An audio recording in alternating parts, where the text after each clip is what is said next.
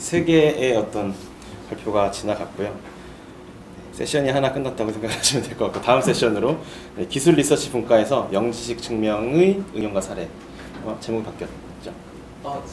네, 알겠습니다. 네, 박수로 시작하겠습니다. 아무것도 모르는 상태인 영지식 증명에 대해서 이제 또 발표를 하게 됐는데요.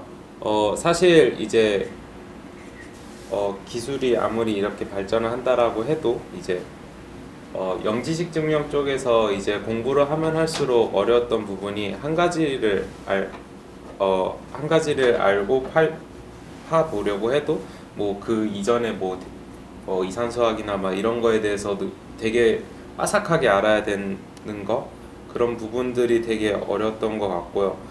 그래서 이번에 주제를 잡은 게 사실은 이제 그 이해랑 이제 응용 쪽으로 잡았는데, 그 이유는 그 지난 기수에 발표를 했을 때는 이제 영지식에서 흔히 얘기를 하는 JK 스나크, 스타크, 그리고 민블 근간이 되는 분리프루프, 이 세 가지를 좀 비교를 하는 것을 했고요. 지금은 이제 올해 이제 더 많은 논문들이 쏟아져 나와가지고 그것들을 저희가 하나하나 다 볼 수는 없기 때문에 이제 어떤 이 영지식을 가지고 어떻게 이제 응용을 하고자 하는지 그런 거에 대해서 좀 더 이야기를 일반화해서 얘기를 하고 싶었습니다.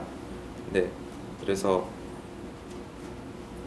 저희는 8분과 그리고 지금은 안 계신 아팀 덕분에 이제 계속해서 격주로 모여가지고 모임을 진행을 할 수 있었고요. 저희 목차는 다음과 같이 이제 진행이 될 건데, 먼저 이제 정우님 발표를 시작으로 이제 발표를 하도록 하겠습니다. 안녕하세요. 이더리움 연구의 기술 리서치 분과의 전종호입니다. 저희가 이번에 사실은 이더리움을 중심으로 한 블록체인의 어떻게 보면 축제라고 부를 수 있는 데브콘을 지난 10월에 다녀왔는데요. 작년하고 달라졌던 점 중에 하나가, 작년에 같은 경우는 아이덴티티 자체가 나는 영지식 프로젝트라고 이렇게 내세운 프로젝트들이 굉장히 많았는데요. 그러니까 몇 개 있었는데, 올해는 어떤 식이냐면은 어떤 프로젝트가 나와도 뭐 덱스를 하던 디파이를 하던 어떤 류의 프로젝트가 나오더라도 자신들은 이제 영지식이 반드시 들어가 있는 거예요. 그러니까 나는 영지식 프로젝트라고, 그러니까 자기들이 영지식 프로젝트이기 때문에 나온 게 아니라 어떤 특정한 어떤 뭐 문제를 풀려고 나왔는데 내부적으로 이제 영지식을 사용한다고 이게 광고를 하시는 경우들이 굉장히 자주 봤습니다. 그래서 이제 영지식이라는 게 이제 약간 활용의 영역으로 계속 넘어오는 시점이 아닐까. 근데 문제는 지금 사실은 이제 영지식을 활용한다고 했을 때 현재는 아직 툴링이나 라이브러리 같은 게 이렇게 편하게 사용할 수 있는 것들이 많지는 않습니다. 사용할 수 있는 라이브러리나 툴들도 제한되어 있고요. 그걸 사용하기 위해서는 일반적인 프로그래머 입장에서 사용하기가 좀 그러니까 전문 지식이 좀 필요하기 때문에요. 아직은 그러니까 넘어가기 힘들지만 아마 이제 올해도 여러 툴들이 새로 나왔고요. 그런 툴들이 이제 더 대중화되면은 내년쯤 되면은 더 활용자 사례들이 실제로 활용한다고 이제 말만 하는 게 아니라 실제 코드로 보여주는 그런 프로젝트들이 많아지지 않을까 기대해 봅니다. 그래서 그 영지식의 활용 사례들을 좀 중심으로 이번에는 사실은 저희가 준비할 때는 이제 영지식을 실제 어떻게 동작하는지 이해하려고 기술 리서치 분과에서는 활동을 해왔는데요. 이제 대중들을 통한 발표에서는 그러니까 활용 사례를 소개시켜 드리는 게 더 도움이 될 거라고 생각돼서 몇 가지 사례들을 중심으로, 그러니까 어느 그런 활용 사례들 중에 이제 대표적인 프로젝트들을 중심으로 저희가 이제 팀원들이 자료를 수집했고요. 그걸 취합해서 발표를 드리겠습니다. 먼저 영지식의 분류가 상당히 많습니다. 지금 화면에 있는 이 중에 상당수는 사실 올해 새로 발표된 프로젝트들이거든요. 그래서 상당히 굉장히 많고 여러분들이 많이 들어보셨을 뭐 스타크 같은 것도 중앙에 큼직하게 자리하고 있는데요. 사실은 우리가 보통 이제 영지식이라고 하면은 스타크 이런 얘기들을 많이 들으셨을 겁니다. 블루프루프 같은 얘기. 그렇지만 사실은 이거는 굉장히 여러 다양한 프로젝트들이 계속 지금도 빠른 속도로 발전을 하고 있고요. 그거를 이제 분류를 보통 이제 한 케이스들이 있습니다. 뭐 4가지 정도로 크게 분류를 해서, 우리가 말하는 이제 스타크 같은 걸 많이 들어봤잖아요. 스타크 같은 경우는 같은 제한 조건이 만족함을 여러 번 증명할 때 여러 번 증명하려는 목적을 가지고 그 여러 번 증명하려면은 이제 약간 공통적인 부분을 미리 처리를 해놓으면 이제 빨라지겠죠. 그래서 이런 것들을 선처리를 해서 효율성을 증가시키는 프로젝트입니다. 예를 들어서 사실은 이 선처리라는 게 이제 그 스타크의 어떻게 보면 문제라고 지적되는 트러스티드 셋업 부분이죠. 그렇지만 사실은 다른 프로젝트들은 사실 다른 목적을 위해서 다른 트레이드 오프를 한 케이스들이 많습니다. 예를 들어서 스타크 같은 경우는 대표적으로 어떤 큰 계산을 올바로 수행했는지를 딱 일회성으로만 증명을 하려는 거죠. 그러니까 어차피 이걸 한 번만 증명을 하고 그걸 다시 또 여러 번 반복하지 않을 거기 때문에 미리 선처리를 할 필요가 없죠. 그냥. 그렇지만 그때마다 빠르게 증명을 해낼 수 있는 능력이 필요하고요. 그래서 상당히 여러 프로젝트들이 서로 다른 그런 요구 조건을 만족시키기 위해서 계속 발전되어 오고 있었습니다. 사실 오늘은 이걸 소개시켜드리려는 건 아니고요. 사실 이 어떤 개별 프로젝트들이 활용하는 프로젝트들이 어떤 뭐 스타크를 썼니 사실 그런 얘기는 안 나올 겁니다. 왜냐하면 영지식이라는 어떤 큰 범주 안에서 이 영지식을 어떻게 프로젝트에 활용했는지를 보려고 합니다. 뭐 영지식이라고 했을 때 가장 먼저 머릿속에 떠오르는 것은 사실은 프라이버시 문제를 풀려는 거일 것 같습니다.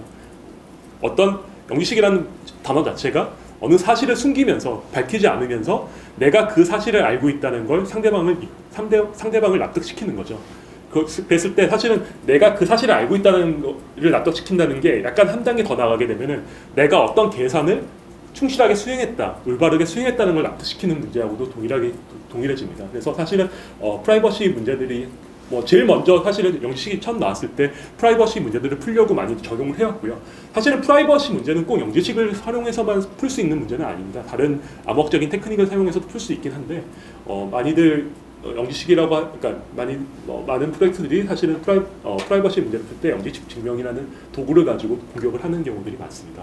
먼저 프라이버시에 대해서 살펴보자면 인간의 삶에서 사실 프라이버시는 굉장히 중요하고요. 그 중에 경제적인 프라이버시는 또 그 개인의 프라이버시에서 굉장히 큰 영역을 차지합니다.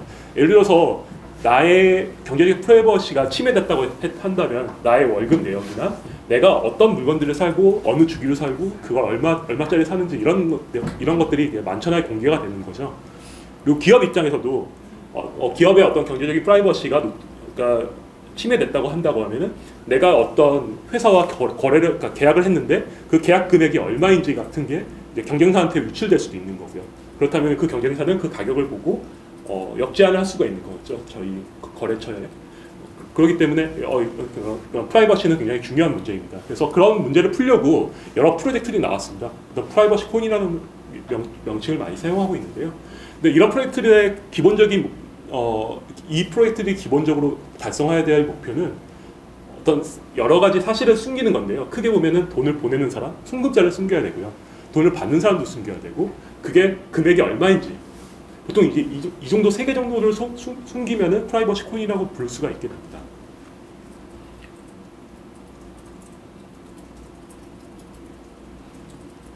그래서 먼저 프라이버시 코인에 대해서 설명하기 전에 비트코인에 대해서 잠시 한번 환기를 하고 넘어가겠습니다. 비트코인 트랜잭션들은 보통 입력과 출력을 가지게 됩니다. 그래서 입력이라는 거는 그러니까 예를 들어서 지금 이 트랜잭션 같은 경우는 0.5 BTC와 0.3, 0.2 그래서 0.5와 0.3과 0.2를 입력으로 받아서요 0.85와 0.15를 이제 새로 만들어내는 출력으로 만들어내는 거죠. 그러니까 쉽게 말하면 이 세 가지 동전 0.5하고 0.3, 0.2 동전 0.2라는 동전 3개를 모아가지고 다 녹인 다음에 새로 0.85와 0.15라는 동전 2개를 새로 주조한다고 생각하시면 딱 맞습니다. 그랬을 때 이렇게 동전을 사용할 때는 그 동전은 과거에 이전에 있었던 다른 트랜잭션의 출력이 됩니다. 그렇기 때문에 그리고 이거를 가리킬 때는 그러니까 이 출력을 만들 때는 이걸 아무나 사용할 수 있으면 안 되잖아요. 제가 돈을 보내고 싶은 사람만 딱 이 동전을 사용할 수 있어야 되기 때문에 이 동전에 자물쇠를 걸어 놓습니다. 그리고 그 자물쇠를 풀기 위해서는 그 자물쇠를 걸어 놨을 때 이제 공개 키를 보통 같이 명시를 하는데요. 이 공개 키에 해당하는 개인 키, 프라이빗 키를 가지고 서명을 만들어야지 그걸 자물쇠를 풀 수 있습니다. 그게 즉 그 개인 키로 만든 서명이 열쇠가 되는 거죠. 자물쇠를 풀 수 있는 열쇠가 되는 거죠. 그래서 조건은 일단은 이 사람이 이런 세 개의 동전을 모으기 위해서는 내가 이 세 가지 동전의 주인이라는 걸 입증을 해야 됩니다. 그걸 서명을 통해서 하고요. 그리고 또 한 가지 중요한 점이 만약에 이 트랜잭션이 이 앞에 트랜잭션에 이런 그 출력의 동전을 한 번 사용했다고 하면은 다른 트랜잭션이 저 동전을 다시 한 번 사용할 수는 없습니다. 그러니까 동전은 한 번만 사용할 수 있는 거죠. 그걸 만약에 여러 번 사용할 수 있다고 하면은 이중지불 문제가 되는 거겠죠. 그래서 기본적으로 이제 비트코인 트랜잭션들이 이렇게 처리가 되고요. 보통 이제 뭐 UTXO라는 용어를 많이 들으셨을 거예요. 비트코인 얘기가 나오면서 UTXO라는 건 뭐냐면은 아직 사용되지 않은 동전을 뜻하는 겁니다. 예를 들어서 지금 이 0.15 동전은 뒤에 지금 화면에 보이지 않지만 어느 다른 트랜잭션이 이 동전을 사용을 했습니다. 그렇지만 이 앞에 0.85 동전은 아무도 사용을 하지 않는 거죠. 이런 동전들이 비트코인 전체 네트워크에서 굉장히 많이 여러 개 분포를 하고 있을 겁니다. 그래서 이렇게 아직 사용되지 않은 동전들을 모은 거를 UTXO라고 부르고요.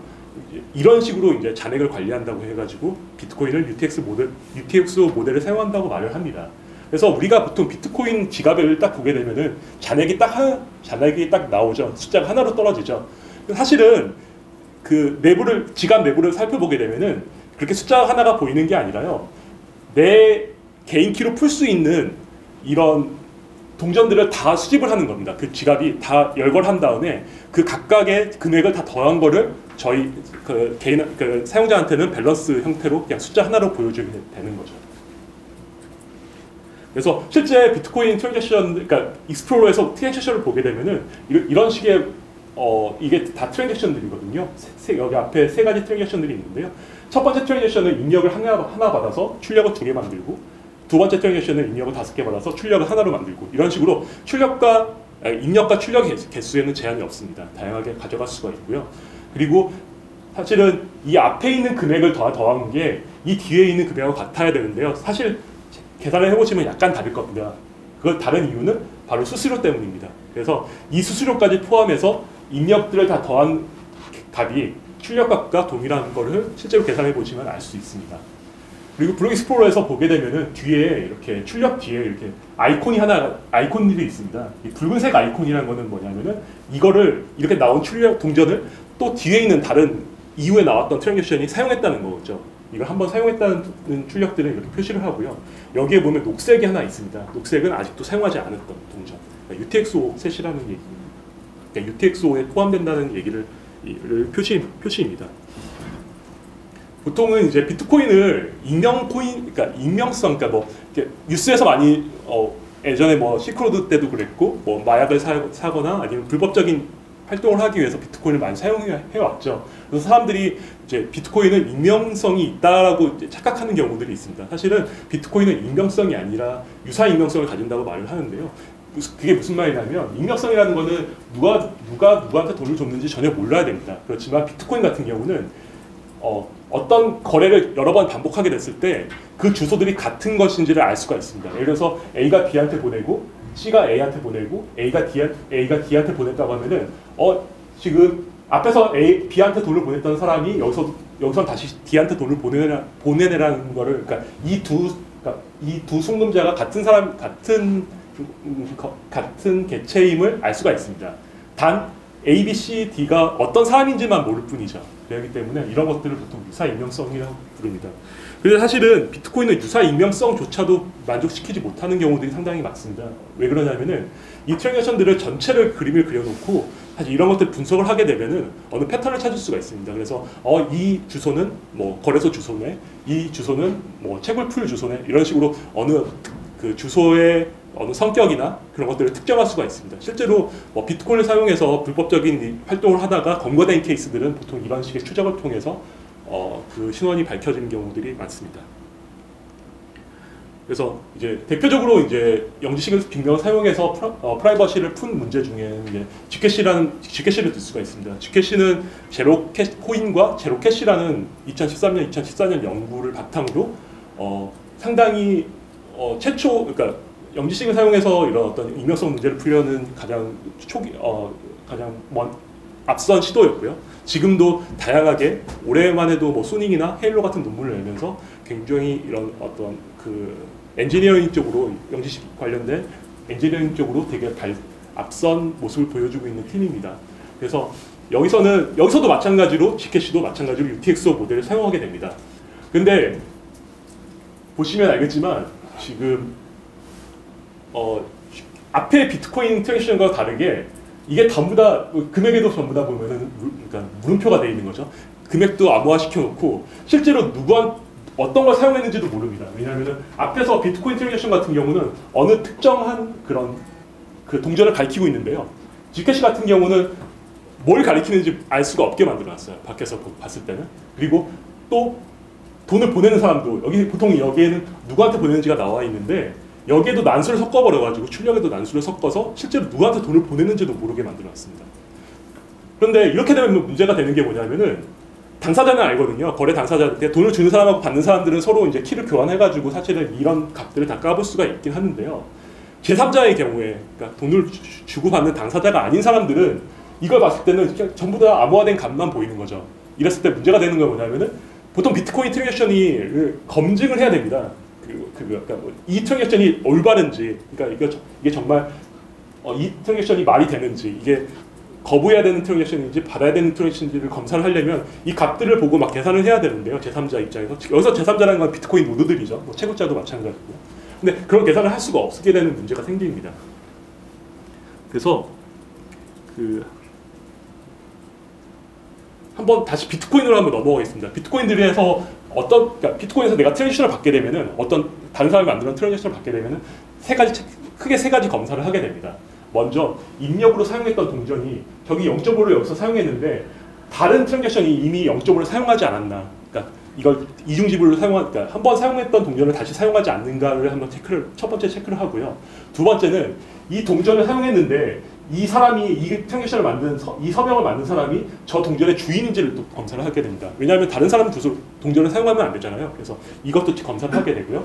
그리고 세 번째로는 이 입력들, 그러니까 여기서 세 동전을 녹여서 이 두 동전을 만들 수 있는지, 금액이 같은지를 비교를 하게 됩니다.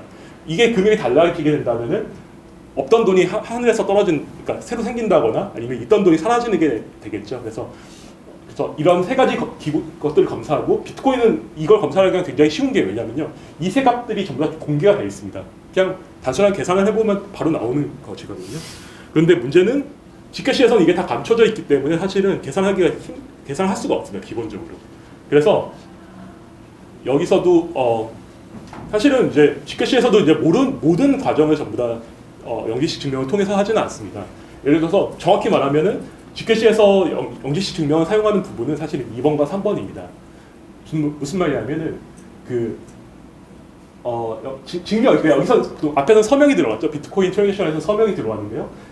G캐시에서는 증명이 들어갑니다. 이게 증명은 뭐냐면은 앞에 무슨 동전을 사용하긴 하는데 이게 어떤 동전인지 모르지만 존재하는 동전을 내가 사용한다라는 증명을 이제 그러니까 앞에서 사용했던 출력 중에 하나인데 내가 어떤 것인지 알려주지 못하지만 그 중에 하나이고 그 동전이 의 주인이 나다. 그래서 내가 그 동전을 사용할 수 있는 권한이 있다라는 것을 영지식 증명을 통해서 증명을 하고요.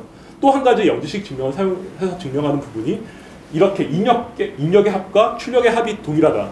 여기서는 사실은 동전들이 사실 이 동전도 금액도 모르고 앞에 있는 동전은 더더욱 모르겠죠. 금액도 모르는 데다가 어떤 동전인지도 모르기 때문에 더더욱 모르는 상황에서 입력의 동전과 출력의 동전의 합이 같다라는 것을 영지식 증명을 통해서 처리를 합니다.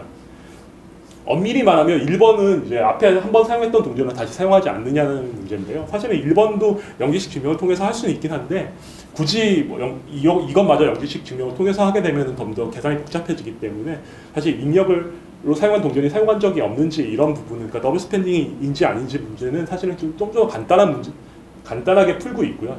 굳이 영지식 증명까지 사용하지 그러니까 G캐시의 경우에는 사용하지 않고 있습니다. 그래서 이게 영지식 증명을 이제 G캐시에서 어떤 식으로 했는지 개념적으로 좀 살펴봤는데요. 이제 G캐시는 대표적인 UTXO 모델의 시초고요. 사실은 이 뒤에 있는 대부분의 이제 UTXO 모델을 사용한 영지식 증명을 사용한 프라이버시 코인들이 사실은 G캐시, 정확히 말하면 G캐시 이전에 있었던 제로 제로 캐시의 그런 모델을 그대로 따르고 있습니다. 그런데 그런 모델을 따르지 않는 사례들이 최근에 이제 좀 나타나고 있는데요. 그 중에 하나가 민불인불이고 또 다른 하나가 이제 뒤에 소개할 제로 체인이라는 프로젝트가 있습니다. 먼저 민불인불부터 소개를 드리겠습니다. 민불인불은 2016년 탐 앨리스 라는 어떤 익명의 그러니까 어떤 그런 익명의 사람이 가명으로 누가 어떤 제출을 했어요. 어떤 문서를 이런 식으로 구현을 하면은 그러니까 프라이버시에 한 코인을 만들 수 있다라고 증명을 했습니다. 그러니까 누군가 공개를 했고요. 그거를 이제 작년부터 시작해가지고 뭐 그린이나 빔 같은 프로젝트들이 이제 실제로 그걸 구현을 하는데 성공을 했는데요. 좀 재밌는 게 이제 민불인불은 탐 앨리스라고 이제 이걸 처음 공개했던 분이 썼던 가명이 사실은 그 프랑스어판 해리포터에서 보면 볼트모트의 본명이라고 합니다. 그리고 실제로 민불인불이라는 거는 해리포터에서 어떤 혀를 감아서 이제 상대방이 말을 못하게 하는 어떤 일종의 마법이자 저주의 이름이라고 하고요.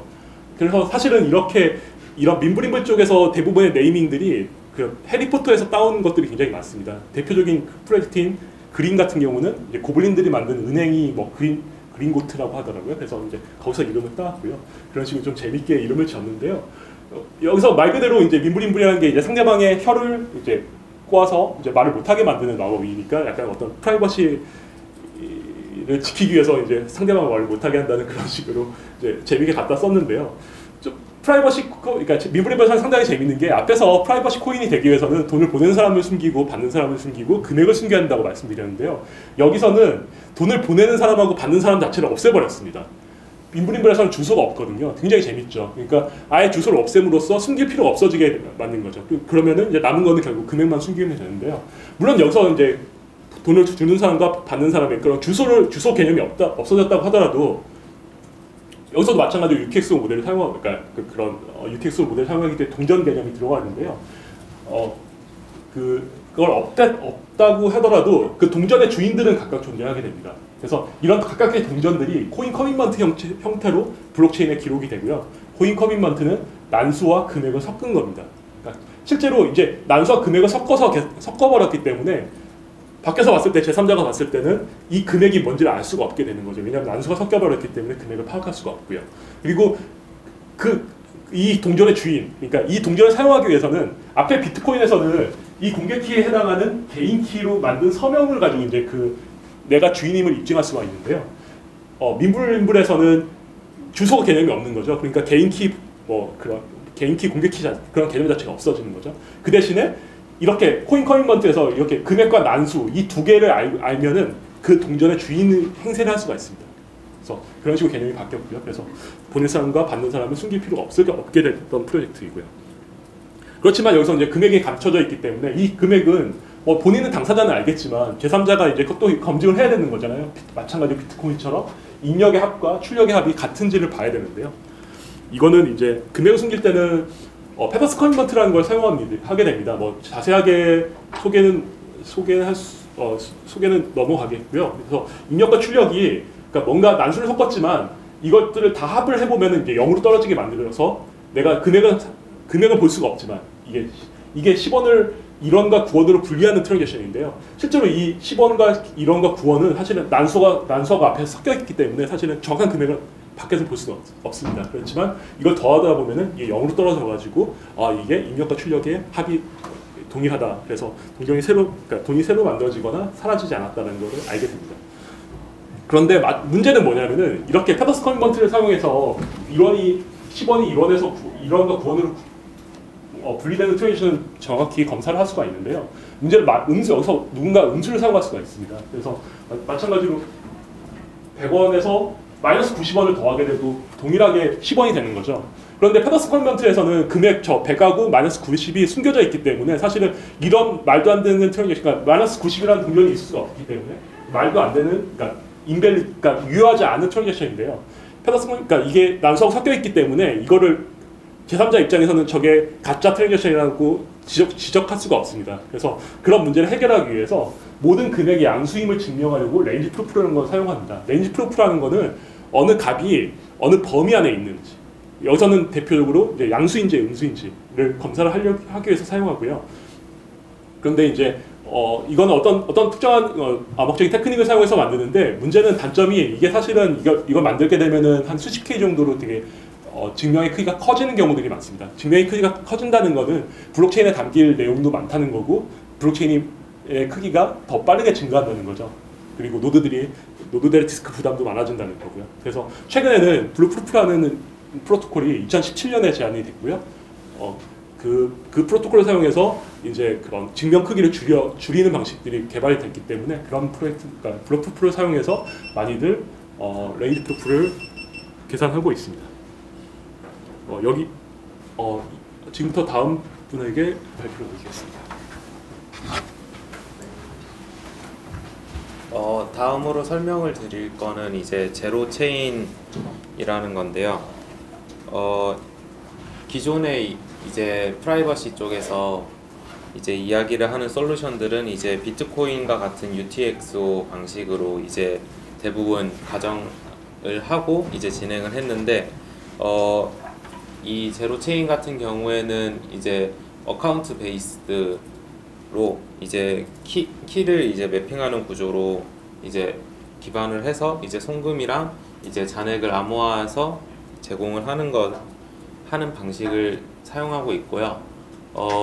다른 이제 뭐 제트캐시나 이제 모네로 그린 이런 거랑 이제 다른 부분이라서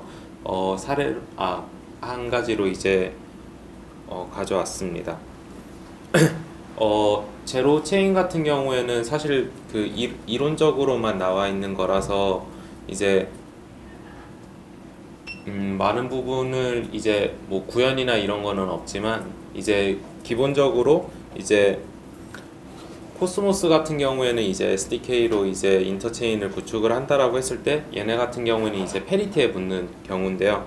페리티에서는 이제 밑에 보시는 것과 같이 이제 서브스트레이트라는 블록체인 기반의 이제 그 위에 이제 프라이버시를 얹어가지고 이제 구현을 하는 형태로 이제 제로 체인이 만들어졌고요. 그 제로 체인 안에는 이제 JK 스나크를 사용을 하는데, JK 스나크에서 이제 라이브러리는 JK 스나크에서 이제 Z 이더 프로토콜까지 엮어서 하게 되는데, Z 이더 같은 경우에는 송금 외에 이제 프라이버시를 지키기 위해서 스마트 컨트랙트를 실행하는 기법인데, 이것도 나온 지 얼마 안 된 것으로 알고 있습니다. 네, 그래서 이제 좀 더 얘네가 하려고 하는 거를 송금으로 이제 보여드릴 이야기를 조금 쉽게 하려고 하는데요. 일단 이제 앨리스랑 이제 밥이 있는데, 앨리스가 밥한테 이제 3원을 송금하는 경우를 이제 가정을 해서 가정을 하겠습니다. 그래서 이제 보낼 때 일단 맨 처음에 한번 이제 인크립션을 거치게 되고 암호화를 해서 체인에 기록을 하고, 이제 바깥에 있는 제3자는 또 알 수가 없는 상태로 이제 활용을 합니다. 그 다음에 이제 3원을 보내게 되는데, 3원을 보내고 이제 더해진 거에 대한 트랜잭션에 대해서도 이제 암호화를 하게 되고요. 이제 여기서 이제 동령 암호의 성질을 가진 이제 암호화 기법이 사용이 되는데, 이제 10을 가진 이제 10을 암호화한 값과 이제 3을 이제 암호화한 값을 뺀 이제 7이 나오게 되는데, 이 결과랑 이제 죄송합니다. 네, 그 10에서 이제 10에서 3을 뺀 그 7이라는 거랑 이제 다른 이제 암호화랑 이제 같은 값을 가지게 되는데, 제가 이 부분은 잘 이해를 못 해가지고 설명을 잘 못 드리는 것 같은데 죄송합니다. 네, 그래서 결론적으로는 이제 바깥에 있는 제3자들은 이거에 대해서 볼 수는 없지만, 앨리스는 이제 본인이 이제 자신의 키를 이용을 해서 암호화를 풀어서 이제 해당 잔액 7원을 이제 볼 수 있다라는 건데요. 그리고 그 안에 이제 트랜잭션에서 이제 영지식 부분을 좀 더 이야기를 할 텐데요. 여기서는 이제 JK 스나크 영지식을 사용하게 되는데, 이제 여기서 영지식 증명에서는 송금액이 음수가 아닌지, 송금자가 충분한 잔액을 가지고 있는지, 그리고 암호화 키가 정확한지를 이제 제3자에게 주소와 금액과 키를 이제 공개하지 않고 입증을 하는 부분입니다. 그래서 이제 송금을 할 때 이제 사이닝 키랑 이제 디크립션 키가 주어지는데, 이제 다른 프라이버시 코인에서는 뷰잉 키라고 하는 부분이 이제 여기서 제공되는 기능이고, 이제 돈을 지불할 권한은 이제 제한적으로 허가한 사람만 이제 거래 내역을 들여다볼 수 있도록 이제 설계가 되어 있습니다. 근데 이제 제로 체인 같은 경우에는 이제 스마트 컨트랙트 부분을 이제 사용하는 Z-이더랑 이제 Z-캐시의 도구들을 사용을 하게 되고, 그리고 서브스트레이트라는 것을 조합해서 만들어진 건데요. 앞서 언급한 JK 스나크 같은 경우에는 여기서는 이제 Z-캐시에 있는 이제 라이브러리를 활용을 한다고 합니다.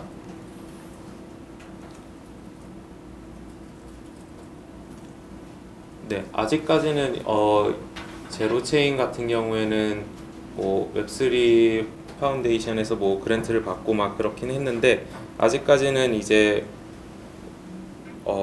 연구가 더 필요한 부분이고, 지금 가져온 이유는 앞서 언급했던 바와 같이 이제 대부분의 프라이버시 코인들은 이제 UTXO 방식인데, 이거는 이제 어카운트 베이스드 방식을 사용을 해서 이제 가져와 봤습니다. 여기까지가 이제 프라이버시에 대한 이야기고요. 이제 영지식을 사용을 하는 부분에서 지난 기수에서도 이야기를 했지만, 이제 프라이버시로 보는 관점이 있고, 여기서 이제 많은 용량을 줄일 수 있기 때문에 이제 스케일러빌리티, 확장성을 이룰 수 있다라고 하는 게 있는데, 그 중에서 사실 가장 제일 대표적인 게 JK 롤업인 것 같아요. JK 롤업 같은 경우에는 이제 지금은 메타랩스라는 곳에서 이제 GitHub에 소스 코드가 올라와 있는 것으로 알고 있는데, 이번에 데브콘에서 이제 발표를 한 거는 JK 롤업 이외에도 가스를 어떻게 하면 더 효율적으로 사용할 수 있을 것인가에 대한 이제 스트럽스 뒤에 단어가 생각했네요. 뭐였죠? 스트럽스트리였나? 네, 그 프로젝트 이름으로 이제 설명을 했고요. JK 롤업 같은 경우에는 이제 JK 스나크를 이용을 하는 건데요. 이제 민감한 개인 정보를 이제 감추면서도 정보의 유효성을 간결하고 이제 단답식의 이제 식으로 검증이 가능하게 하는 이제 방식입니다. 그래서 이제 시간을 많이 단축을 해서 확장성을 늘릴 수 있고, 이제 기존에는 뭐 200KB 뭐 이렇게 얘기를 하는데, 이제 JK 롤업에서는 킬로바이트가 200바이트라고 하는데, 여기서는 이제 11바이트라고 얘기를 하면서 이제 용량을 많이 줄인 거라고 얘기를 합니다. 그리고 이제 압축해서 이제 전달을 하기 때문에 이제 플라즈마랑 좀 유사하다라고는 하는데 조금 다른 부분도 많고요. 그래서 JK 롤업을 쓰는 이유는, 이 장표 같은 경우에는 이제 지난 기수에서 발표를 할 때도 같이 사용을 했는데, 이제 영지식을 적용을 하고 나면은, 그 전에는 이제 블록체인이 이제 트랜잭션을 기록하는 장부였다면은, 영지식 적용 후에는 트랜잭션이 유효하다는 트랜잭션이 유효하다는 계산을 한 증명을 기록을 하게 돼요. 좀 더 설명을 하자면은, 이제 트랜잭션들이 있고, 이제 프루버가 있고, 프루브가 된 거를 이제 베리파이어가 보게 되는데, 그 이전에는 이제 블록체인에 다 들어가야 됐던 부분이 그 앞단에서 이제 프로버 함수에 의해서 증명이 되고 이 베리파이어는 나중에 모든 트랜잭션을 한 번씩 다 보는 게 아니라 여기 나와 있는 증명 부분만 이제 보게 되면은 되기 때문에 좀 더 빠르게 확인을 할 수 있다라고 얘기를 합니다. 그리고 JK 롤업에서는 기본적으로 언급을 하는 게 이더리움에서는 이제 거래당 21,000 가스를 소모한다라고 얘기를 하는데 이제 11바이트를 계산을 하면은 이제 760, 770 정도 되는 가스를 소모를 해서 네트워크 비용을 감소시킬 수 있다라고 얘기를 합니다. 가스 비용이 몇에서 몇이요? 21,000에서 770이요. 근데 이거는 단순히 숫자로 그 계산을 한 거고요. 실제로 이제 뭐 저는 개발자가 아니어서 그 올라온 거를 돌려보지는 못했는데 비탈릭이 JK 롤업에 대해서 계속 설명을 할 때 이 부분을 좀 더 강조를 했어요.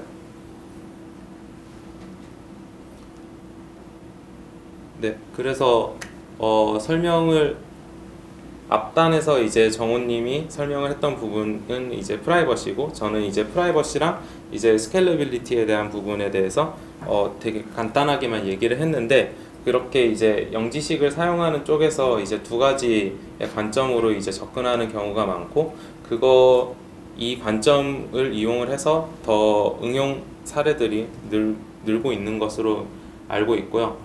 저희가 프로토콜 쪽은 지금 이번 기수에서는 발표에 다루지 않았는데 뭐 포럼에서는 뭐 아즈텍을 사용을 하기도 하고요. 뭐 최근에는 뭐 소닉이라는 것도 나와 있고 뭐 다방면으로 나와 있는데 그 다음에 이제 저 말고 이제 세진님이 발표를 해주실 내용은 이런 이론적인 부분에서는 많이들 언급을 하는데 그래서 실제로 이게 코드로 구현이 됐을 때 어떤 식으로 구현이 되는지 이런 부분이 부분을 좀 더 공유를 하는 게 좋을 것 같다라고 생각이 돼서 이제 뒷부분에서는 이제 그 영지식을 사용한 툴이나 라이브러리인 이제 조크라테스 위주로 이제 발표를 이제 해 주실 예정입니다.